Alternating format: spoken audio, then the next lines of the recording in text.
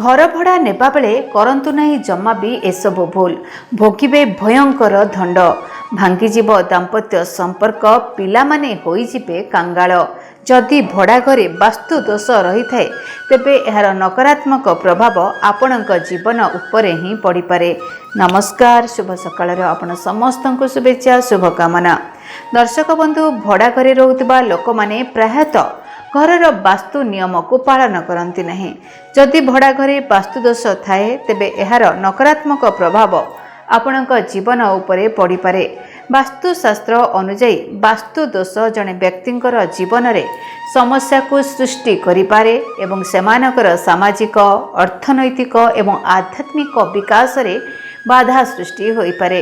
एक भड़ा घरे रहिबा समय मध्य आपण माने वास्तु दोष दूर करिबा पई किछि गुरुत्वपूर्ण पदक्षेप नै परिबे।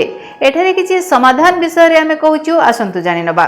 वास्तुशास्त्र रे घरर उत्तर पूर्व भाव गुरुत्वपूर्ण बोली कहा जाए एवं एठारे बड़ बेड किंबा ट्रंक भली भारी जिनिस रखिबाकू परामर्श दिया जाइछि। एहार कारण हेउछि उत्तर पूर्व दिग को आध्यात्मिक एवं शक्तिशाली भावरे विवेचना करा जाए एवं एही दिगटी सकारात्मक शक्तिर उच्च भावरे कार्य करे। वास्तुशास्त्र रे साधारणतः शोइबा दिग को गुरुत्व दिया जाए, एणु एहाकू सुप्रभात सकाळ बा संध्यार दिग मध्य कहा जाए। यह सुनिश्चित करिबारे साहाय्य करे जे शोइबा स्थानटी सकारात्मक शक्ति सहित सठिक उपाय संयुक्त अटे।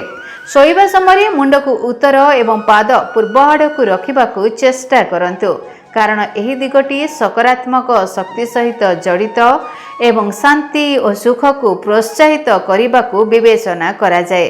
श्मशान, डाक्तरखाना, ट्राफिक स्थान किंबा जनगहलीपूर्ण स्थान निकटरे भड़ा घर नियंतु नहीं। इलेक्ट्रिक पोल किंबा मोबाइल टावर निकटरे घर नियंतु नहीं, कारण यह घरे नकारात्मक शक्तिर प्रवाह को सृष्टि करे एवं घरे प्रतिदिन झगड़ा हुए। केवल एतिकी नुह, अर्थनैतिक समस्या मध्य आपणकर देखा जाई पारे। तेणु दर्शक बंधु, आपण माने जेतेबेले भड़ा नउचंती सेतेबेले मध्य आपण माने वास्तुर नियम प्रति ध्यान दियंतु, नहले आपण जो घरे रहुचंती तार खराब प्रभाव आपणक उपरे मध्य पड़ी पारे। धन्यवाद, नमस्कार। डीटीवी ओडिया देखिवा पई सब्सक्राइब करंतु एवं बेल आइकन को मध्य दबाई दियंतु।